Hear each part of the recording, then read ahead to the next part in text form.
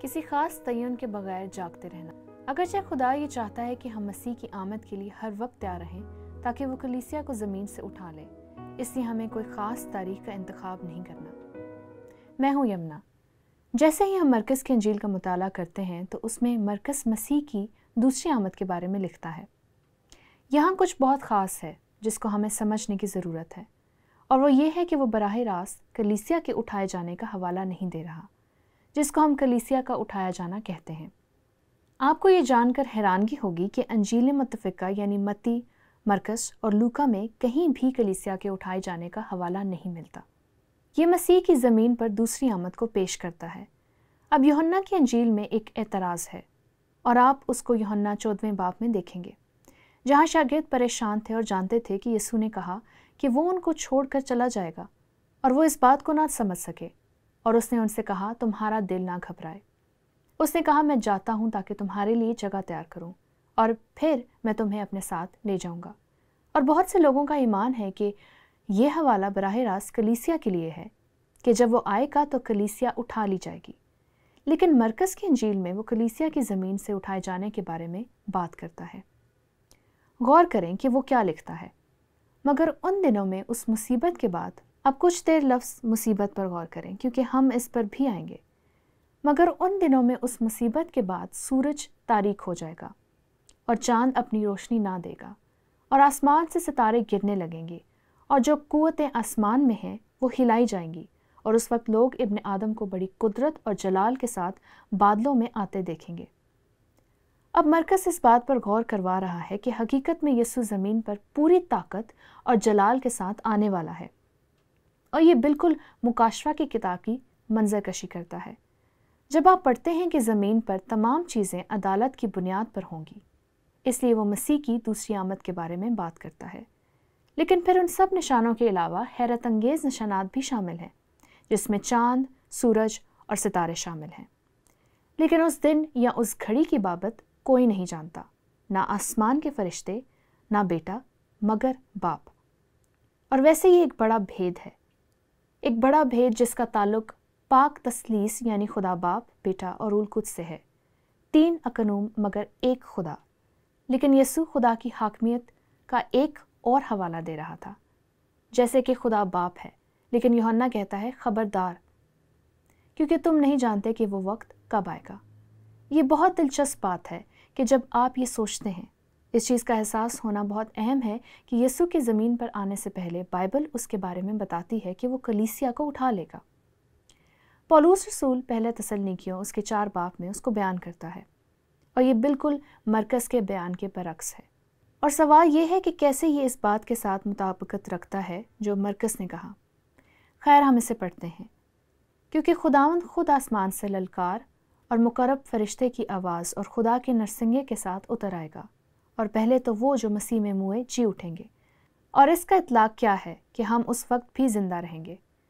اگر پولس نے 2000 سال پہلے یہ بات کہی تھی تو آج اس کا کیا مطلب ہے؟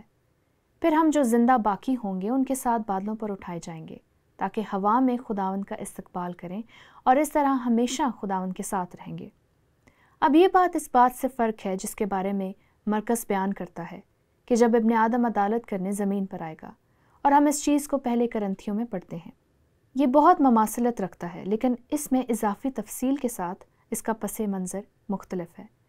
دیکھو، میں تم سے بھید کی بات کہتا ہوں، ہم سب تو نہیں سوئیں گے مگر سب بدل جائیں گے، اور یہ ایک دم میں، ایک پل میں، پچھلا نرسنگا پھونکتے ہی ہوگا، کیونکہ نرسنگا پھونکا جائے گا اور مردے غیر فانی حالت میں اٹھیں گے اور ہم بدل جائیں گے۔ ظاہر ہے کہ پولس بھی ایسے ہی حوالے کا ذکر کر رہا ہے جو اس نے تسلنیکیوں میں لکھا۔ وہ اس چیز کے بارے میں بیان کرتا ہے جس کو ہم کلیسیا کا اٹھانا جانا کہتے ہیں۔ لیکن یہاں نقطہ یہ ہے، میرے خیال میں یہ مرکز کی انجیل سے ملتا ہے، اور اس کے دوسرے حوالے متی اور لوکا کی انجیل میں بھی ملتے ہیں۔ اگرچہ ہم اس دن اور گھڑی کے بارے میں نہیں جانتے کہ مسیح کی زمین پر آمد ثانی کب ہوگی، ہم یہ بھی نہیں جانتے کہ وہ کلیسیا کو زمین سے کب اٹھا لے گا۔ اب مصیبت کے متعلق، اور میں آپ کی حوصلہ افزائی کروں گی کہ اگر آپ اس مصیبت کے بارے میں مزید جاننا چاہتے ہیں تو آپ پرانے عہد نامے میں دانیل کی کتاب میں جائیں، ان اصولوں پر نظر ڈالیں جن کو بائبل مقدس کے علماء اکرام نے بڑی مصیبت کے 7 سالوں کو بیان کرتے ہوئے پیش کیا ہے۔ دراصل یہاں پر 3 ایسے نقطے ہیں جن کو مسیحیوں اور مسیحی علماء نے پیش کیا ہے۔ کچھ ایک کا خیال ہے کہ پولس جو بیان کر رہا ہے وہ کلیسیا کا مصیبت کے 7 سالوں سے پہلے اٹھا لیا جانا ہے، کیونکہ یہ عدالت کا وقت ہوگا۔ یہ بہت واضح ہے کہ یہ عدالت کا دن ہوگا، خاص کر مکاشفہ کی کتاب سے، جب یہ سب چیزیں جس میں چاند، ستارے اور سورج شامل ہیں اور پوری کائنات بھی شامل ہے۔ کچھ لوگوں کا خیال ہے کہ یہ چیزیں درمیان کے 3.5 سالوں میں رونما ہوں گی، جس کے متعلق دانیال بات کرتا ہے کہ ایک دور اور دوروں اور نیم دور، جس کا ترجمہ 3.5 سال کیا گیا ہے، یہ اس بڑی مصیبت سے پہلے ہوگا جو کہ پچھلے دور کا حصہ ہوگا جب کلیسیا اٹھا لی جائے گی۔ کچھ کا یہ خیال ہے کہ یہ آخر کے 7 سالوں میں ہوگا اور یہ ایک دم سے ہو جائے گا، جیسے پولس نے لکھا ہے کہ کلیسیا اٹھا لی جائے گی اور پھر ہم اس کے ساتھ آئیں گے، جیسے مرکز نے بیان کیا ہے۔ زمین پر دوسری آمد، میرا ذاتی خیال یہ ہے کہ پہلے 7 سالوں میں ہوگا، لیکن نقطہ یہ ہے کہ ہمیں پہلے سے تیار رہنے کی ضرورت ہے۔ ایک دلچسپ بات یہ ہے کہ پولس کہتا ہے کہ ہم خدا کے عذاب سے بچ نکلیں گے۔ اگر ہم اس دوران زمین پر ہوں گے، پھر حقیقت کیا ہوگی کہ خدا اپنا عذاب ایمانداروں پر نازل نہیں کرے گا۔ اس لیے ہمیں محفوظ ہونے کی ضرورت ہے۔ اور ذرا خیال کریں کہ کیسے خدا ہمیں ٹوٹتے ہوئے ستاروں سے محفوظ رکھے گا، چاند، تاریکی اور وہ سب چیزیں جو زمین پر نازل ہوں گی۔ میرا ذاتی ایمان یہ ہے کہ ہم یہ سب کچھ ہونے سے پہلے زمین سے اٹھا لیے جائیں گے، لیکن پھر بھی نقطہ وہی کا وہی ہے کہ کلیسیا کسی بھی وقت اٹھا لی جائے گی۔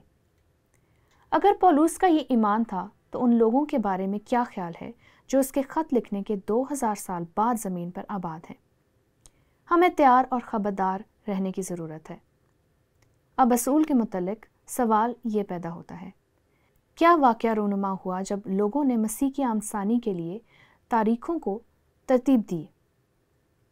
خیر، ہمیں تاریخ سے پتہ چلتا ہے کہ بہت دفعہ ایسی نبوتیں ہوئیں جو کہ بعد میں غلط ثابت ہوئیں۔ انہوں نے دوبارہ گنتی کی، پھر بھی یہ غلط ثابت ہوئیں۔ کیوں ایسا ہوا؟ کیونکہ کوئی بھی اس گھڑی اور دن کے بارے میں نہیں جانتا۔ دوسری بات یہ ہے کہ یہ کب ہوگا؟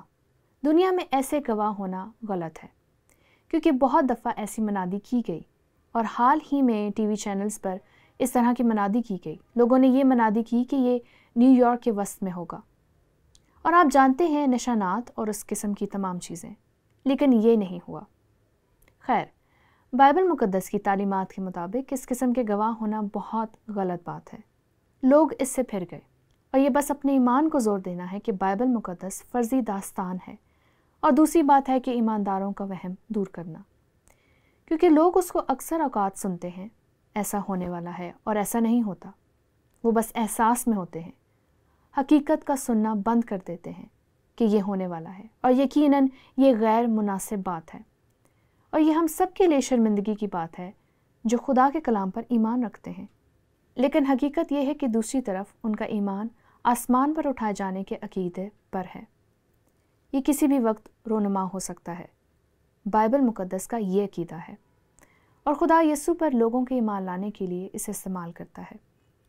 حقیقتاً خدا نے اس کو میری اپنی زندگی میں بھی استعمال کیا، کیونکہ میں ابھی بہت چھوٹی تھی اور ایک کتاب پڑھ رہی تھی جس کا نام ہے ٹوئنکلنگ آف این آئی، اور یہ بہت عرصے پہلے لکھی گئی کتاب تھی۔